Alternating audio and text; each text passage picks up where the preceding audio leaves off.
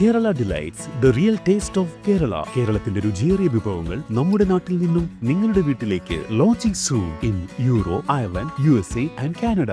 Caribbean രാജ്യങ്ങളിൽ അതൊരു ചെറിയ ദ്വീപില്, കരീബിയനിലെ ഏറ്റവും ചെറിയൊരു ദ്വീപില് ട്രെയിൻ ഉണ്ടെന്ന് പറഞ്ഞാൽ വിശ്വസിക്കുമോ? ഇപ്പോഴും ഇവിടെ ട്രെയിൻ ഉണ്ട് ഗൈസ്. അതായത് പണ്ട് സീനിക് റെയിൽവേ എന്ന് പറഞ്ഞത്, ഇപ്പോഴത്തെ സീനിക് റെയിൽവേ ആണ്. പണ്ട് ബ്രിട്ടീഷുകാർ ഇവിടെ പഞ്ചസാര കച്ചവടം ചെയ്തുകൊണ്ടിരുന്ന സമയത്ത് ഈ കരിമ്പൻ തോട്ടങ്ങൾ രാജ്യത്തിൻ്റെ പല ഭാഗത്തുണ്ടാവുമല്ലോ. അപ്പോൾ ഈ കരിമ്പൻ തോട്ടങ്ങളിൽ നിന്നും ഈ ബാസറ്റിയറിലുള്ള ഇവരുടെ ഷുഗർ മിൽ ഫാക്ടറിയിലേക്ക് ഈ കരിമ്പുകൾ കൊണ്ടുവരുന്നതിന് വേണ്ടി ഇവരിവിടെ ഏകദേശം ഒരു 30-40 കിലോമീറ്ററോളം വരുന്ന ദൂരം ഇവർ റെയിലൊക്കെ പണിത് ട്രെയിൻ ഓടിച്ചു തുടങ്ങി. അതായത് ട്രെയിൻ എന്ന് പറയുമ്പോഴത്തേക്കിനും ഈ കരിമ്പ് കൊണ്ടുവരുന്നതിന് വേണ്ടിയുള്ള ട്രെയിൻ.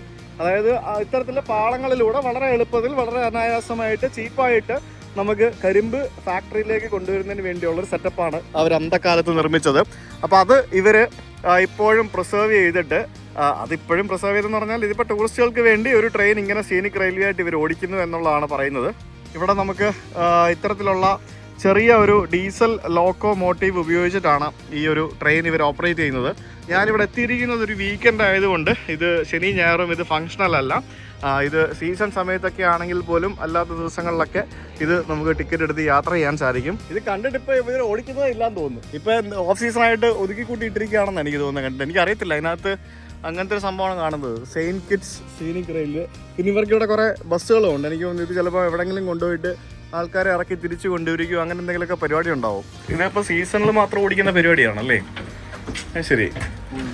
ഇതിനകത്ത് മറ്റേ റെസ്റ്റോറൻറ്റ് കാറ് പോലത്തെ സെറ്റപ്പാ. അടിപൊളി. അപ്പം ഭക്ഷണമൊക്കെ കഴിച്ച് ഇങ്ങനെ പോകുന്നതിന് വേണ്ടിയുള്ള പരിപാടിയാണ്. പിന്നെ മുകളിൽ വേണമെന്നുണ്ടെങ്കിൽ കാറ്റ് കൊള്ളാനായിട്ട് മുകളിൽ വന്നിരിക്കാം. ഇവിടെ നമുക്ക് welcome to Saint Kitts scenic railway. ഇത് വളരെ പതുക്കെയായിരിക്കുമല്ലോ പോകുന്നത്.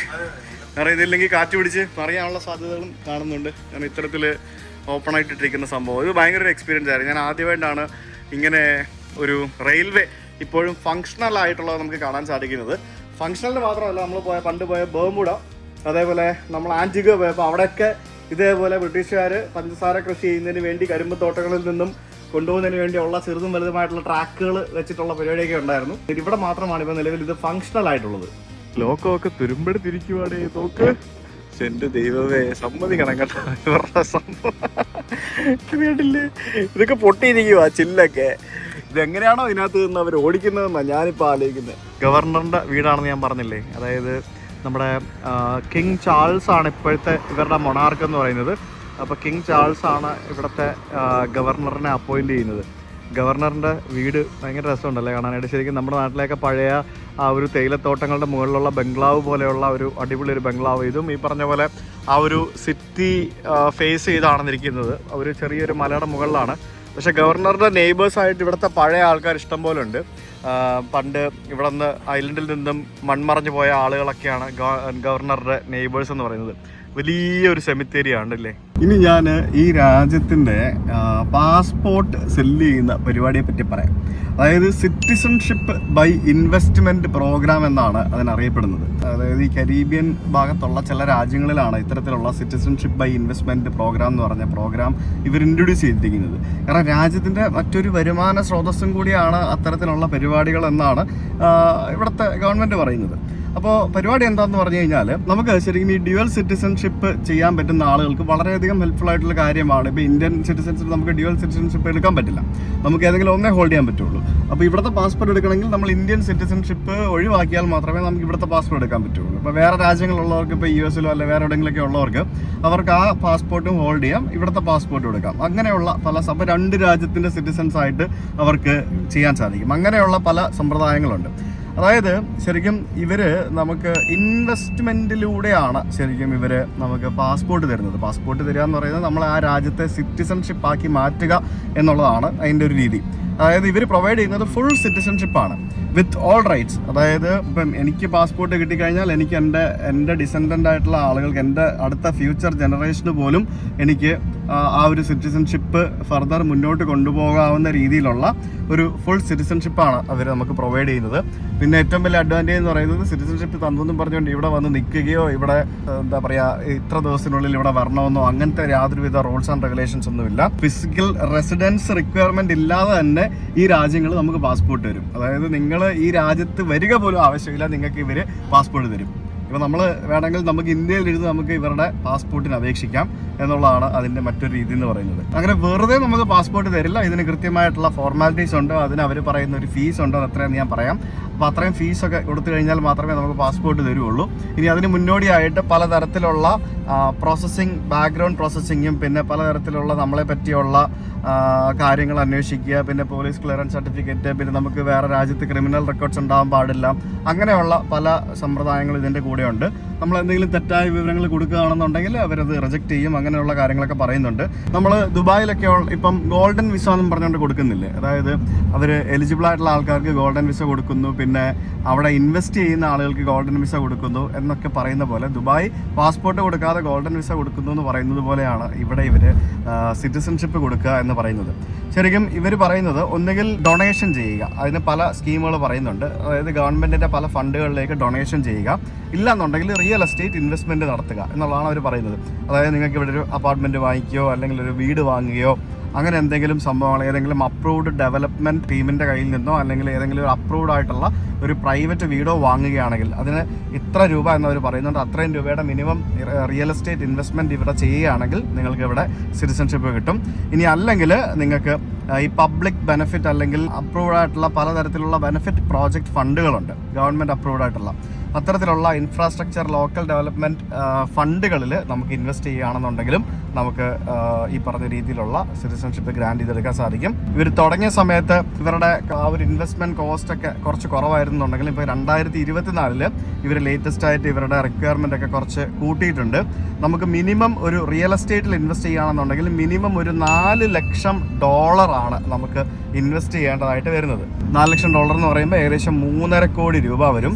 അതേസമയം നമുക്ക് ഈ $4 ലക്ഷം എന്നുള്ളത് ചില പ്രത്യേകതരം കോണ്ടോമിനിയംസ് വാങ്ങുകയാണെങ്കിൽ അതിന് $3.25 ലക്ഷം ആയാലും കുഴപ്പമില്ല എന്നുള്ളൊരു ക്ലോസും അതിനകത്ത് ഇവർ പറയുന്നുണ്ട്. ഇനി റിയൽ എസ്റ്റേറ്റിലല്ല പബ്ലിക് ഫണ്ടിലാണ് ഇൻവെസ്റ്റ് ചെയ്യാൻ താല്പര്യം എന്നുണ്ടെങ്കിൽ ഏകദേശം $2.5 ലക്ഷം പ്ലസ് ഇവരുടെ പ്രോസസ്സിംഗ് ഫീസും ബാക്കിയുള്ള ചാർജസ് ഒക്കെയാണ് ഇൻവെസ്റ്റ് ചെയ്യേണ്ടതായിട്ട് വരുന്നത്. യൂഷ്വലി എല്ലാവരും ഏതെങ്കിലും തരത്തിലുള്ള റിയൽ എസ്റ്റേറ്റ് ഇൻവെസ്റ്റ്മെൻറ്റ് ചെയ്തിട്ട് സിറ്റിസൺഷിപ്പ് ഒബ്റ്റെയിൻ ചെയ്യുക എന്നുള്ളതാണ് എല്ലാവരും സ്വീകരിക്കുന്ന ഒരു പരിപാടി. അതാകുമ്പോഴത്തേക്കും നമുക്ക് പൈസ ഇൻവെസ്റ്റ് ചെയ്യാം, ഇവിടെ ഒരു സ്ഥലം കിട്ടുകയും ചെയ്യും എന്നുള്ളൊരു കൺസെപ്റ്റാണ്. അപ്പോൾ നിങ്ങൾ വിചാരിക്കുന്നുണ്ടാവും എന്നാൽ പിന്നെ നമുക്ക് അവിടെ പോയിട്ട് പൈസ ഇൻവെസ്റ്റ് ചെയ്ത് എന്തെങ്കിലും സ്ഥലമൊക്കെ വാങ്ങിച്ചിട്ട് നമുക്ക് സിറ്റിസൺഷിപ്പ് ഒക്കെ എടുത്തു കഴിഞ്ഞിട്ട് നമുക്കത് വിറ്റിട്ട് ഒഴിവാക്കാൻ മേലെയെന്ന്. അങ്ങനെ പെട്ടെന്ന് അങ്ങോട്ട് ഒഴിവാക്കാൻ പറ്റത്തില്ല. മിനിമം ഒരു 7 വർഷം നമുക്കത് ഹോൾഡ് ചെയ്യേണ്ടതായിട്ടുണ്ട്. നിങ്ങളൊരു വീട് വാങ്ങിക്കുകയാണെങ്കിലും മിനിമം ഒരു 7 വർഷം കഴിയാതെ നിങ്ങൾക്കത് സെല് ചെയ്യാൻ പറ്റത്തില്ല എന്നുള്ളതാണ് ഇവർ വെച്ചിരിക്കുന്ന റൂള്. എന്തിനാണ് ആളുകൾ ഈ കരീബിയൻ രാജ്യങ്ങളായിട്ടുള്ള സെയിൻറ്റ് കിറ്റ്സിലും സെയിൻറ്റ് ലൂഷ്യയിലൊക്കെ വന്നിട്ട് പാസ്പോർട്ട് വാങ്ങുന്നത് അല്ലെങ്കിൽ സിറ്റിസൺഷിപ്പ് എടുക്കുന്നത്? അതിന് പല റീസൺസ് ഉണ്ട്. ചില ആളുകൾ ഈസി ആയിട്ട് ട്രാവൽ ചെയ്യുന്നതിന് വേണ്ടി കുറച്ചും കൂടെ വാല്യൂ ഉള്ള പാസ്പോർട്ട് എടുക്കുന്നതിന് വേണ്ടി വാല്യൂ കുറഞ്ഞ പാസ്പോർട്ടുള്ള രാജ്യങ്ങളിൽ നിന്നും വന്നിട്ട് പാസ്പോർട്ട് എടുക്കും. അത് വളരെ കുറച്ച് ആൾക്കാർ മാത്രമേ അങ്ങനെ ഒരു സംഭവം ചെയ്യുന്നുള്ളൂ. അത് മാത്രമല്ല ഇവരുടെ ഈ ഒരു പാസ്പോർട്ട് സെല്ല് ചെയ്യുന്ന ഒരു ഗോൾഡൻ പാസ്പോർട്ട് സ്കീം ധാരാളം യൂറോപ്യൻ രാജ്യങ്ങളും അതേപോലെ തന്നെ US ഒക്കെ കാര്യമായിട്ട് സ്ക്രൂട്ടിനി ചെയ്യാനായിട്ട് ആരംഭിച്ചു. പ്രത്യേകിച്ച് ഇവരുടെ ഒരു ഗോൾഡൻ പാസ്പോർട്ട് കിട്ടിക്കഴിഞ്ഞാൽ നമുക്ക് ഏകദേശം 140ഓളം രാജ്യങ്ങളിൽ വിസ ഇല്ലാതെ യാത്ര ചെയ്യാം എന്നുള്ളതാണ് ഇവിടുത്തെ പാസ്പോർട്ടിൻ്റെ ഒരു ബെനിഫിറ്റ് എന്ന് പറയുന്നത്. കാരണം അത് അത്രയും പവർഫുൾ ആയിട്ടുള്ളൊരു പാസ്പോർട്ടാണ്. ഇപ്പം യൂറോപ്പിനോ നാളെ US എന്തെങ്കിലും ഇവർ തെറ്റായ രീതിയിൽ പാസ്പോർട്ട് കൊടുക്കുന്നു ഇല്ലെങ്കിൽ കാര്യമായിട്ടുള്ള സ്ക്രൂട്ടിനി ഇല്ലാതെ ആർക്കെങ്കിലും ഒക്കെ പാസ്പോർട്ട് കൊടുക്കുന്നു എന്നൊക്കെ തോന്നിക്കഴിഞ്ഞാൽ അത്തരത്തിലുള്ള വിസ ഫ്രീ ആക്സസ് ഒഴിവാക്കാനായിട്ട് അവർക്ക് സാധിക്കും. അങ്ങനെ 1-2 രാജ്യങ്ങൾ ഒഴിവാക്കുകയും ചെയ്തിട്ടുണ്ട്. അപ്പോൾ അത് ഒരു സമ്മർദ്ദത്തിലാക്കിയിട്ട് അങ്ങനെ ഒരു കാര്യം കൊണ്ടുവന്നിട്ട് ഇവരെ കൊണ്ട് സ്ക്രൂട്ടിനി, അതായത് ഇവരുടെ ഈ പാസ്പോർട്ട് ഇഷ്യൂ ചെയ്യുന്നതിന് വേണ്ടിയുള്ള ആ ഒരു സ്ക്രൂട്ടിനി പ്രോസസ്സ് ഫാസ്റ്റ് ആക്കാനായിട്ട് അല്ലെങ്കിൽ കുറച്ചും കൂടെ സ്ട്രിക്റ്റ് ആക്കാനായിട്ട് പല രാജ്യങ്ങളും ഇപ്പോൾ സമ്മർദ്ദം ചെലുത്തി തുടങ്ങിയിട്ടുണ്ട്. പിന്നെ വേറെ എന്തിനാണ് ആൾക്കാർ വരുന്നത്? പലതരത്തിൽ വരുന്നുണ്ട്. അതായത് മെയിനായിട്ട് ഈ മണി ലോണ്ടറിങ്, ടാക്സ് ഇവേഷൻ, പിന്നെ ഇമിഗ്രേഷൻ, സെക്യൂരിറ്റി, അങ്ങനെയുള്ള പല പല ആവശ്യങ്ങൾക്ക് വേണ്ടിയാണ് വേറെ ഒരു ഗ്രൂപ്പ് ഓഫ് ആൾക്കാർ ഇവിടെ വന്ന് പാസ്പോർട്ട് എടുക്കുന്നത്. ഫോർ എക്സാമ്പിൾ ഇപ്പം നമ്മുടെ നാട്ടിൽ അത്യാവശ്യം ക്രിമിനൽ റെക്കോർഡുള്ള ഒരാൾ, ആ ആൾ ഈ പറഞ്ഞ പോലെ നമ്മുടെ നാട്ടിൽ എന്തെങ്കിലും തരത്തിലുള്ളൊരു ക്രൈം ചെയ്തിട്ട് രക്ഷപ്പെടേണ്ട ഒരു അവസ്ഥ വരികയാണ് അല്ലെങ്കിൽ അവസ്ഥ അയാൾക്ക് വരികയാണ്. അയാൾക്ക് ഇവിടുത്തെ പാസ്പോർട്ട് ഉണ്ടെന്നുണ്ടെങ്കിൽ അയാൾക്ക് ഇന്ത്യൻ പാസ്പോർട്ട് മാറ്റി വെച്ചിട്ട് ഇവിടുത്തെ പാസ്പോർട്ട് കാണിച്ചിട്ട് നമ്മുടെ നാട്ടിൽ നിന്ന് എസ്കേപ്പ് ചെയ്തിട്ട് സുഖമായിട്ട് ഇവിടെ വന്ന് ജീവിക്കാം. ഇവിടുത്തെ സിറ്റിസൺഷിപ്പ് എന്ന് പറയുമ്പോഴത്തേക്കിന് ഇവിടുത്തെ എല്ലാ ആനുകൂല്യങ്ങളും ലഭിക്കുന്ന എല്ലാ സംഭവങ്ങളും ഉള്ള സിറ്റിസൺഷിപ്പ് ആയിരിക്കും കിട്ടുന്നത്. അപ്പോൾ അത്തരത്തിൽ ക്രൈം റെക്കോർഡ്സ് ഉള്ള ആളുകൾക്ക് കൊടുക്കാതിരിക്കാൻ ഈ രാജ്യങ്ങളൊക്കെ പരമാവധി ശ്രമിക്കാറുണ്ട്. പക്ഷേ എന്നിരുന്നാലും ഈ ടാക്സ് ഇവേഷൻ, മണി ലോണ്ടറിങ് അങ്ങനെയുള്ള പല കാര്യങ്ങളും ചെയ്യുന്നതിന് വേണ്ടിയാണ് ഇൻവെസ്റ്റ്മെൻറ്റ് പർപ്പസിനൊക്കെ ആൾക്കാർ ഇവിടെ വന്ന് ഓരോ കാര്യങ്ങൾ ചെയ്യുന്നത്. പിന്നെ ഇതുപോലുള്ള രാജ്യങ്ങൾക്ക് ഇതൊരു വരുമാന സ്രോതസ് എന്ന് പറയുമ്പോഴത്തേക്കിനും ഈ പാസ്പോർട്ടിൽ നിന്നും കിട്ടുന്ന $4 ലക്ഷം, $2.5 ലക്ഷം ഒന്നും അല്ല ഇവർ അതിൽ നിന്ന് ഉദ്ദേശിക്കുന്നത്. ഇവിടെ ആൾക്കാർ വന്ന് കോടികൾ ഇൻവെസ്റ്റ് ചെയ്യുക, ഈ പറഞ്ഞ പോലെ വലിയ വലിയ റിസോർട്ടുകൾ കെട്ടിപ്പൊക്കുക, ഇല്ലെങ്കിൽ എന്തെങ്കിലും തരത്തിലുള്ള ബിസിനസ് എസ്റ്റാബ്ലിഷ് ചെയ്യുക, അങ്ങനെയുള്ള പരിപാടികളാണ് ഈ രാജ്യത്തിൻ്റെ എക്കണോമി വർദ്ധിപ്പിക്കുന്നതിന് വേണ്ടി ഇവർ ഇതുപോലെയുള്ള പാസ്പോർട്ട് സെല്ലിംഗ് പ്രോഗ്രാമുകളിൽ കൂടി ഡെവലപ്പ് ചെയ്ത് കൊണ്ടുവരുന്നത് എന്നുള്ളതാണ് ഇതിൻ്റെ പിന്നിലെ യാഥാർത്ഥ്യം. ശരിക്കും കേരളം പോലെ ഉണ്ടല്ലേ ബ്രോ? ഫുള്ള് നമ്മളാ മലയൊക്കെ കയറി പോകുന്നത്, ഇത് എനിക്ക് മറ്റേ അട്ടപ്പാടി ഷോളയൂർ ഭാഗത്തൊക്കെ നമ്മൾ ആ മലയിലൊക്കെ കയറി പോകുന്ന പോലത്തെ തന്നെ ഒരു ഫീല്. ഇവിടൊക്കെ ശരി, ഇവിടൊക്കെ എന്ന് പറഞ്ഞു കഴിഞ്ഞാൽ ഈ ഗവൺമെൻറ്റാണ് ഈ സ്ഥലം വിൽക്കുന്നത്. കാരണം ഈ സ്ഥലം വിൽക്കുന്നത് ഗവൺമെൻറ്റിൻ്റെയാണ്. അപ്പോൾ ഈ ഗവൺമെൻറ് സ്ഥലം വിൽക്കും, അത് ആളുകൾ വാങ്ങിക്കും. എന്നിട്ട് ചേർന്ന സ്ഥലം എയർപോർട്ട് വ്യൂ ആണ്. എയർപോർട്ട് കാണാം, കടൽ കാണാം, എല്ലാ സംഭവങ്ങളും കാണാം. അവിടെ അറ്റ്ലാന്റിക്കും കരീബിയനും എല്ലാം കാണാം. ശരിക്കും എയർപോർട്ട് റൺവേ ആണ് ദൂരെ കാണുന്നത്. എയർപോർട്ട് റൺവേ വ്യൂ വീട്. അപ്പോൾ ഈ ഗവൺമെന്റ് സ്ഥലം വെക്കും, കാശുള്ള ആൾക്കാരൊക്കെ സ്ഥലം വാങ്ങിച്ചിടും, പിന്നെ അവർക്ക് അത് വേണമെങ്കിൽ പിന്നീട് മറച്ചിരിക്കാം. അങ്ങനെയാണ് പരിപാടികളൊക്കെ. നമ്മൾ കഴിഞ്ഞ ദിവസം സെയിൻറ്റ് മാർട്ടിൻ്റെ ഫിലിപ്സ്ബർഗിൽ പോയപ്പോഴത്തേക്കിനും അവിടെ മൊത്തം ഇന്ത്യൻസ് ആയിട്ടുള്ള ആൾക്കാർ, പ്രത്യേകിച്ച് ഈ സിന്ധിക്കാരും ബാക്കിയുള്ള ആൾക്കാരൊക്കെ ബിസിനസ് ചെയ്യുന്ന കണ്ടില്ലേ, പല ടൈപ്പ്. അതേപോലെ തന്നെ ഇവിടെയും ഉണ്ട്. പല കരീബിയൻ രാജ്യങ്ങളിലും പലതരത്തിലുള്ള ബിസിനസ്, പ്രത്യേകിച്ച് ജ്വല്ലറി, ഗോൾഡ്, ഡയമണ്ട്, പിന്നെ ഡ്യൂട്ടി ഫ്രീ, അങ്ങനത്തെ പല ബിസിനസ് മേഖലകളിലും ഇന്ത്യക്കാരാണ്. University of medicine and health sciences Saint Kitts. അപ്പോൾ ഇവിടെ മലയാളികളൊക്കെ ഉണ്ടാവും അല്ലേ? നമ്മൾ ആൻറ്റിഗ്വയിൽ കണ്ട പോലെ തന്നെ ഇവിടെയും മെഡിക്കൽ കോളേജുകളുണ്ട്. നമുക്ക് ഇവിടെ കരീബിയൻ്റെ പല രാജ്യങ്ങളിലും മെഡിക്കൽ കോളേജുകളുണ്ട്. ഈ മെഡിക്കൽ കോളേജുകളിലൊക്കെ അമേരിക്കയിൽ നിന്നും ബാക്കിയുള്ള സ്ഥലങ്ങളിൽ നിന്നൊക്കെ കുട്ടികൾ വന്ന് പഠിക്കുന്നുണ്ട്. ഈവൻ ഇന്ത്യയിൽ നിന്ന് പോലും കുട്ടികൾ വന്ന് ഇവിടെ പല കോളേജുകളിലും പഠിക്കുന്നുണ്ട്. നമ്മൾ ഈ സെയിൻറ്റ് കിറ്റ്സ് എന്ന് പറഞ്ഞ ഈ രാജ്യത്തിൻ്റെ മാപ്പ് എടുത്ത് നോക്കിയാൽ നിങ്ങൾക്ക് മനസ്സിലാവുന്നൊരു കാര്യമുണ്ട്. ഈ രാജ്യത്തിൻ്റെ ഷേപ്പ് ഒരു ചിക്കൻ കാലിൻ്റെ ഷേപ്പാണ്. ചിക്കൻ കാല് പോലെ ഇരിക്കും. താഴെ നോക്കി കഴിയുമ്പോഴത്തേക്കിന് അതിങ്ങനെ കടിച്ചു വരച്ച് കഴിക്കത്തില്ല. നമ്മൾ ആ പിടിക്കുന്ന ഭാഗത്താണ് എയർപോർട്ടൊക്കെ ഉള്ളത്, എല്ലും ഭാഗം. അയ്യോ, അത് ഭയങ്കര രസമുണ്ടോ. നമ്മളിപ്പോൾ ഐലൻഡ് ഒരു റൗണ്ട് ട്രിപ്പ്. നിങ്ങൾ എന്താണ് പറയുന്നത്? ഐലൻഡ് റൗണ്ട് എന്താ പറയുന്നത്? Round island. അതിനാണോ ഐലൻഡ്? വെറുതെ ഇരിക്കുമ്പോഴത്തേക്കും നിങ്ങൾ ലോങ് ഡ്രൈവ് പോകുന്നത്?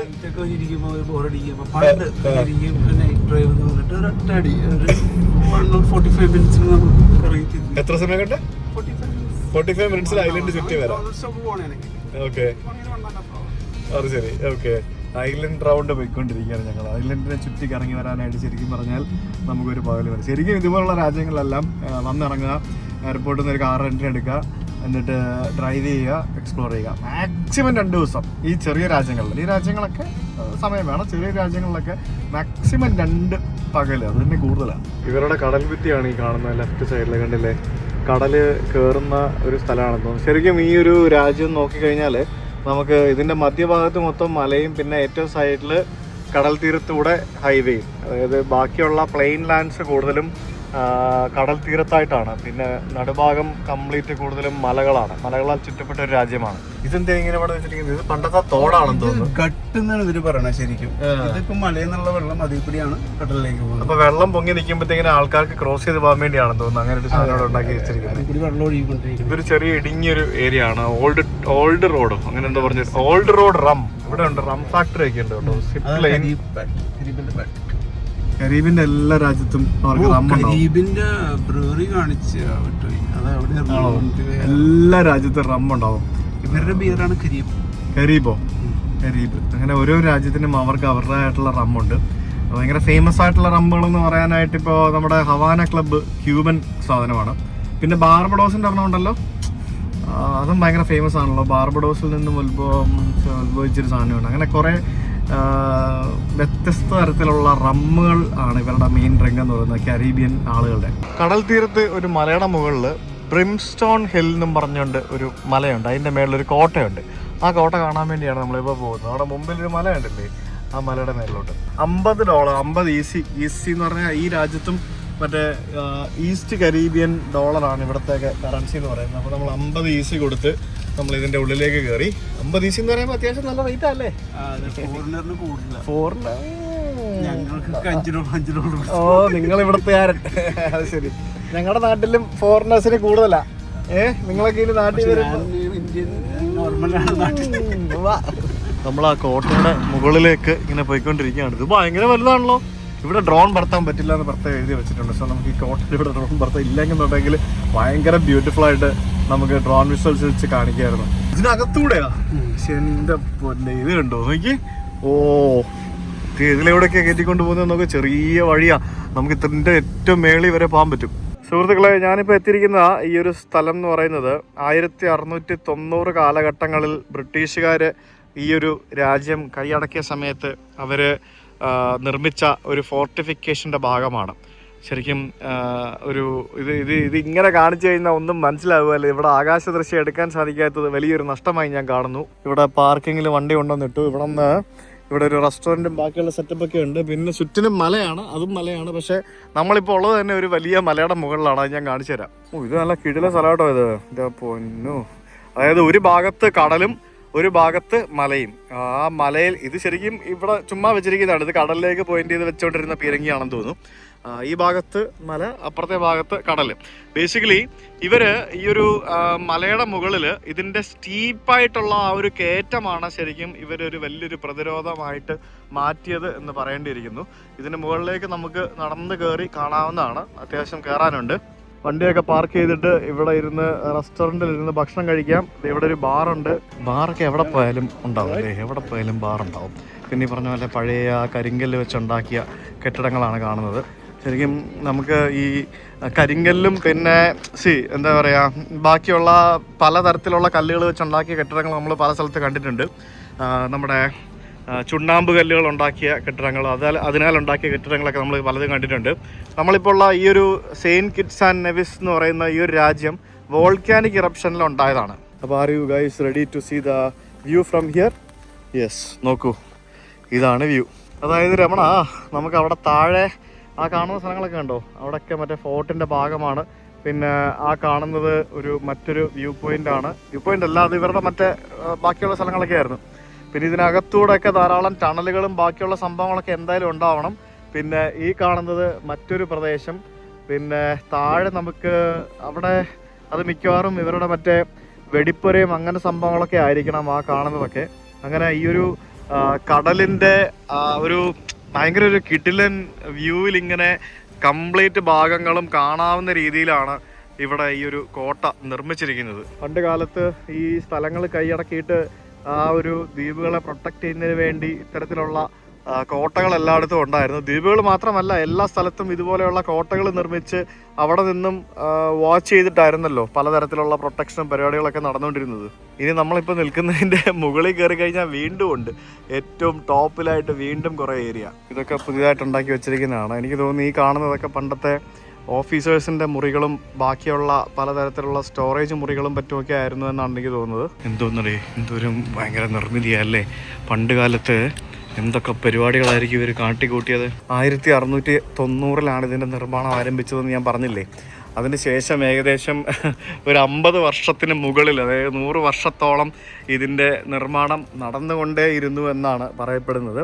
അതായത് കുറേ വർഷം എടുത്തിട്ടാണ് ഇതിൻ്റെ പല ഭാഗങ്ങളായിട്ട് നിർമ്മിച്ചത് എന്നും പറയപ്പെടുന്നു. ഇതുപോലെയുള്ള ചെറുതും വലുതുമായിട്ടുള്ള ഇടനാഴികളും തുരങ്കങ്ങളും അങ്ങനെയുള്ള പല പല സെറ്റപ്പുകളും നമുക്ക് ഈ ഒരു കോട്ടയിൽ കാണാൻ സാധിക്കും. എനിക്ക് തോന്നുന്നു കരീബിയൻ രാജ്യങ്ങളിൽ ഇതുവരെ ഞാൻ കണ്ടതിൽ വെച്ചിട്ട് വളരെ മനോഹരമായിട്ടുള്ള ഒരു നിർമ്മിതി തന്നെയാണ് ഈ ഒരു കോട്ട. നമ്മളിതിനു മുമ്പ് പല കോട്ടകളും പല സ്ഥലത്തും പോയി കണ്ടു. ബർമുഡയിൽ വെച്ചൊരു കോട്ട കണ്ടു. പക്ഷേ അതൊക്കെ വെച്ച് കമ്പയർ ചെയ്യുമ്പോഴത്തേക്കിനും ഇതുവരെ ഞാൻ കണ്ടതിൽ വെച്ചിട്ട് കരീബിയൻ രാജ്യങ്ങളിലെ ഏറ്റവും മനോഹരമായിട്ടുള്ള അല്ലെങ്കിൽ വെൽ പ്രിസർവ്ഡ് ആയിട്ട് വെച്ചിരിക്കുന്ന ഒരു മനോഹരം ആയിട്ടുള്ള തന്നെ കോട്ടയാണ് ഇതെന്ന് പറയേണ്ടിയിരിക്കുന്നു. ഇത് കൊള്ളാട്ടോ, ഇത് കിട്ടുന്ന സെറ്റപ്പാട്ടോ, അടിപൊളിയാണ്, നൈസ്, ഒന്നും പറയാനില്ല.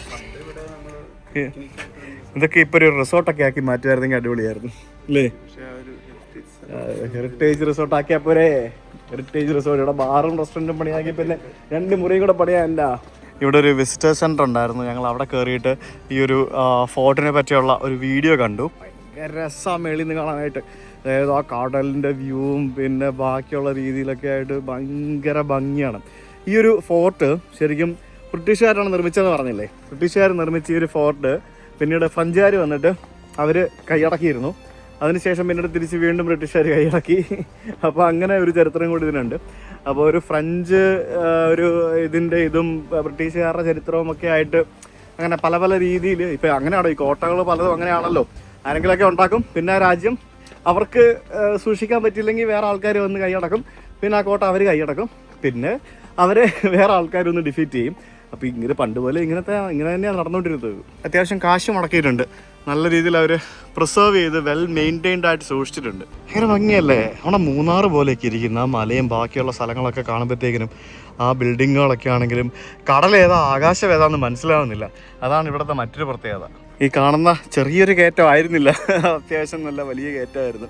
അങ്ങനെ ആ കയറ്റം കയറി ഞങ്ങൾ ആ കോട്ടയുടെ മുകളിൽ എത്തിയെന്ന് വെച്ച് കഴിഞ്ഞാൽ ഇനിയും മേളിൽ കയറി പോകണം.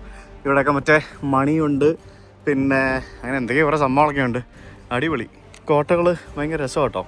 ഒരു നാടിൻ്റെ ചരിത്രം പറയുന്ന ഒട്ടേറെ ആൾക്കാർ ഒരു കാലത്ത് ആ രാജ്യത്തെ ആ നാടിനെ പ്രൊട്ടക്റ്റ് ചെയ്യാൻ വേണ്ടി കാത്തിരുന്ന സ്ഥലങ്ങളൊക്കെയാണ് കോട്ടകളെന്ന് പറയുന്നത്. ഇത് ശരിക്കും ഇപ്പം ഒരു നാഷണൽ പാർക്കാണ്, ഒരു യുനെസ്കോ വേൾഡ് ഹെറിറ്റേജ് ലിസ്റ്റിൽ ഉൾപ്പെടുത്തിയിരിക്കുന്ന ഒരു സ്ഥലമാണ്. അതിൻ്റെ മേളിലേക്ക് കയറാൻ പോലെ കണ്ടില്ലേ എന്തൊക്കെ പരിപാടികളാണ് നോക്കൂ. ഇതിനകത്ത് വേറെ ഒരു ടൗൺഷിപ്പ് തന്നെ ഉണ്ടല്ലോ. ഇതെന്താ ഇത്? ഓ അടിപൊളി. ഇത് ശരിക്കും ഒരു പോളിഗണൽ ഷേപ്പിലാണ് ഈ ഒരു ഫോർട്ട് നിർമ്മിച്ചിരിക്കുന്നത്. പോളിഗണൽ ഷേപ്പ് എന്ന് പറയുമ്പോഴത്തേക്കിനും ഇവർക്ക് ഏത് സൈഡിൽ നിന്ന് ആക്രമണം ഉണ്ടായാലും ചെറുക്കുന്നതിന് വേണ്ടിയും അതിന് വെടിവെപ്പുകൾ നടത്തുന്നതിന് വേണ്ടിയുള്ള പരിപാടിയാണ് പോളിഗണൽ ഷേപ്പിൽ നടത്തിയിരിക്കുന്ന പരിപാടി. ഇത് ഇവരുടെ പൗഡർ സ്റ്റോർ എന്ന് പറഞ്ഞിട്ട്, അതായത് മറ്റേ വെടിക്കോപ്പുകളും വെടിയുണ്ടകളും പിന്നെ അതുപോലെയുള്ള പല സംഭവങ്ങളൊക്കെ ഗൺ പൗഡേഴ്സൊക്കെ സ്റ്റോർ ചെയ്യുന്ന ഇവരുടെ സ്റ്റോർ റൂം. പിന്നെ ഇവിടെ നമുക്ക് ബേക്ക് ഹൗസ് കാണാം. ഈ ബേക്ക് ഹൗസ് എന്ന് പറയുന്നത് ഇവിടുത്തെ സോൾജേഴ്സിന് കഴിക്കാനുണ്ടായിരുന്ന ഡെയിലി ബ്രെഡും മറ്റുമൊക്കെ ഫുഡൊക്കെ ഉണ്ടാക്കിക്കൊണ്ടിരുന്ന സ്ഥലം. ഇവർക്കുള്ള സാനിറ്റേഷൻ, അതായത് കുളിക്കാനും പിന്നെ ബാത്റൂമിൽ പോകുന്നതിനും വേണ്ടിയൊക്കെയുള്ള സൗകര്യം. ഇത് മൊത്തത്തിൽ ശരിക്കും ഒരു മ്യൂസിയം പോലെ തന്നെയാണ് ഇതിൻ്റെ ഈച്ച് ആൻഡ് എവറി പാർട്ട്.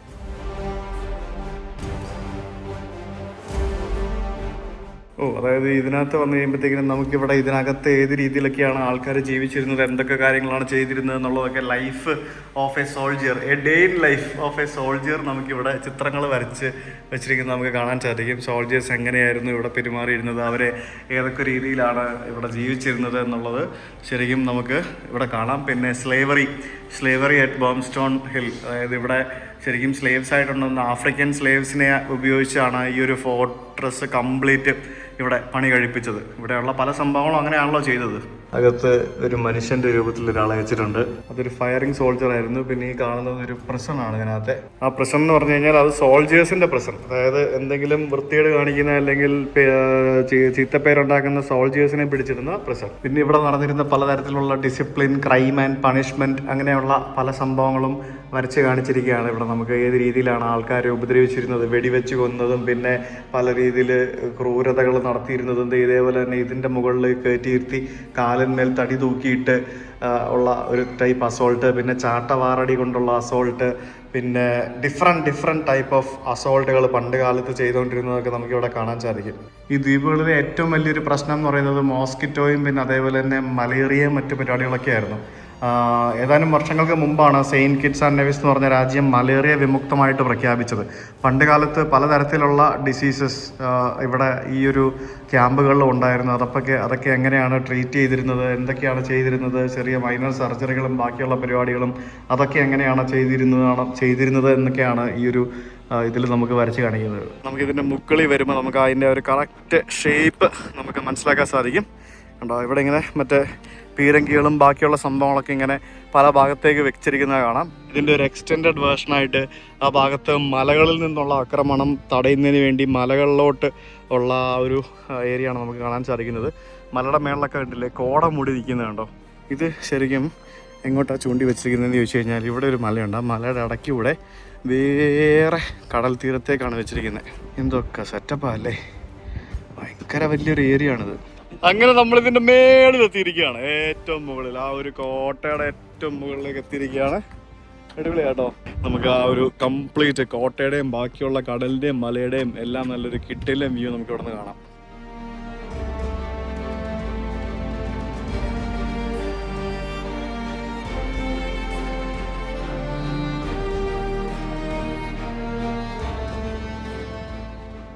ഞങ്ങളങ്ങനെ ആ ഒരു കോട്ടയിൽ നിന്നും താഴെ ഇറങ്ങി വന്ന് കടൽ തീരത്തേക്ക് ഇറങ്ങി വന്നു. ഇത് ബീച്ചായിരുന്നല്ലേ പണ്ട്? ബീച്ചായിരുന്നു തോന്നുന്നു. അതെ, ബീച്ചായിരുന്നു ഇത്. ഇപ്പോൾ കടൽ കയറി വന്നുകൊണ്ടിരിക്കുകയാണ്. ഇപ്പം ഈ ബീച്ചിൻ്റെ സൈഡിലുള്ള ഇവിടുത്തെ സാധാരണക്കാരായിട്ടുള്ള ആളുകളുടെയൊക്കെ വീടുകൾ കണ്ടോ നോക്കി, കണ്ടില്ലേ? ഈ ഒരു രാജ്യം ഒന്ന് ആലോചിച്ച്, ഈ പറഞ്ഞ പോലെ കോടികൾ ഇൻവെസ്റ്റ് ചെയ്തിട്ട് ആൾക്കാർ പാസ്പോർട്ട് വാങ്ങിക്കാൻ വരുന്ന രാജ്യമാണ്. ഇവിടെ ഈ പറഞ്ഞ പോലെ ദാരിദ്ര്യത്തിലുള്ള ആൾക്കാരും ഉണ്ടല്ലേ, ഇഷ്ടം പോലെ ഉണ്ട് കേട്ടോ. ഇതൊക്കെ വീടാണോ? പക്ഷേ എനിക്ക് ഇതൊക്കെ ഒരു വീടുകളാണ്. ഇതിവിടുത്തെ റമദ റിസോർട്ടാണ്. ഇതൊക്കെ അടച്ചുപൂട്ടിയാ? ആളും പേരും ഉണ്ടോ? ആളൊന്നും ഉണ്ടാവില്ല ബ്രോ, അതാണ് ഓഫ് സീസൺ അല്ലേ, അതായിരിക്കും, അതുകൊണ്ടായിരിക്കും. ഇവിടെ ഓഫ് സീസൺ ആയ സമയത്ത് പലതും അടച്ചുപൂട്ടും. നമ്മൾ ശരിക്കും ഇപ്പോൾ ഈ രാജ്യത്തിൻ്റെ ഒരറ്റത്തുനിന്ന് മറ്റൊരറ്റത്തേക്ക് എത്തി. ഇതിൻ്റെ വെസ്റ്റേൺ മോസ്റ്റ് ഭാഗത്തായിട്ടാണ് റമദ സ്ഥിതി ചെയ്യുന്നത്. അവരാളെ കയറ്റുവാണ് റോഡിൻ്റെ അവിടെ കയറി. ഇവിടുത്തെ പബ്ലിക് ബസ് ആണല്ലേ. ഇടക്കിടക്ക് ഇങ്ങനെ ഒരു ചെറിയ ടൗണൊക്കെ വരും. ഇത് ഇവിടുത്തെ എല്ലായിടത്തും ബിയറും റെസ്റ്റോറൻറ്റും സംഭവങ്ങളൊക്കെ ഉണ്ട്. എന്നെ കൊടുക്കുന്നത്, കാശ് കൊടുക്കുന്നു. എന്താണോ ചെയ്യുന്നത്? ഇതൊക്കെ ചുമ്മാ പറഞ്ഞുകൊണ്ടിരിക്കുക, ആരും പണിയൊന്നും ഇല്ലല്ലോ. ഈ ഐലൻഡിന് ചുറ്റിനും ഇവരുടെ മറ്റേ റെയിൽവേ ട്രാക്ക് ഉണ്ട് കേട്ടോ. അതിന് കുറച്ച് ഭാഗത്ത് മാത്രമേ ഇപ്പോൾ ഇവർ മറ്റേ നമ്മൾ നേരത്തെ കണ്ട ട്രെയിൻ ഓടുന്നുള്ളൂ. പക്ഷേ ബാക്കി എല്ലാ ഭാഗങ്ങളിലും റെയിൽവേ ട്രാക്ക് ഇവർ ബ്രിട്ടീഷുകാർ പണിത് വെച്ചിട്ടുണ്ട്.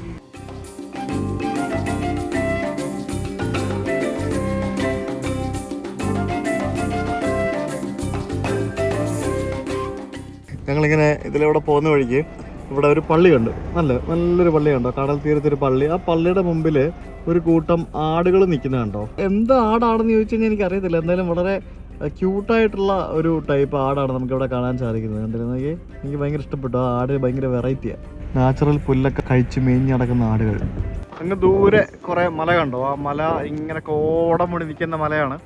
ആ മല എന്ന് പറയുന്നത് ശരിക്കും ലാവ പൊട്ടി ഒഴുകി ഉണ്ടായത് ശരിക്കും ആ മലയുടെ മുകളിൽ നിന്നാണ്. ആ ലാവ പൊട്ടി ഒഴുകിയ കുഴിയൊക്കെ അവിടെ ഉണ്ടല്ലേ? അങ്ങനെയാണോ? അങ്ങനല്ലേ പറഞ്ഞേ? പോയിട്ടുണ്ടോ? അത്രേ ഉള്ളല്ലേ? അടിപൊളി. അങ്ങനെ കുറെ സ്ഥലങ്ങൾ അവിടെ ഉണ്ട്. അപ്പം ഇവിടെ നമുക്ക് അതിന്റെ ഭാഗമായിട്ട് ലാവ ഒഴുകിയ സ്ഥലത്തിന്റെ ആ ഒരു എന്തൊക്കെയാ കുറെ സംഭവങ്ങൾ, ബ്ലാക്ക് റോക്ക് ഫോർമേഷൻ ഒക്കെ ഇവിടെ കാണാം. നമ്മളിപ്പോൾ തന്നെ ഈ രാജ്യത്തിന്റെ മുക്കാൽ ഭാഗം കണ്ടു തീർത്തു. ഇനി എന്നാ ഉള്ളേ? ഇത് ഞാൻ ആദ്യം കാണുന്നത് ബർമുഡ പോയ സമയത്താണ്. സീ ഗ്രേപ്സ് എന്നാണ് ഇതിനെ പറയുന്നത്. ഞാൻ അന്നേരം ഇഷ്ടം പോലെ, ഇത് പച്ചയല്ലേ, ഞാൻ അന്നേരം ഇഷ്ടം പോലെ അവിടെ എന്താണെന്ന് ഞാൻ ചോദിച്ചിരുന്നു വീഡിയോയിൽ. പക്ഷെ ആർക്കും മനസ്സിലായിട്ടുണ്ടായിരുന്നില്ല എന്താ സംഭവം എന്നുള്ളത്. ഇത് കഴിക്കും ആൾക്കാർ. കഴിക്കും.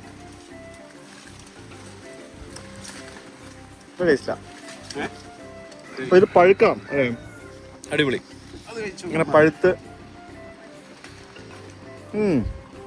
ഉള്ളല്ലോ. കുരുണ്ട്, പക്ഷെ വെറൈറ്റി സാധനം.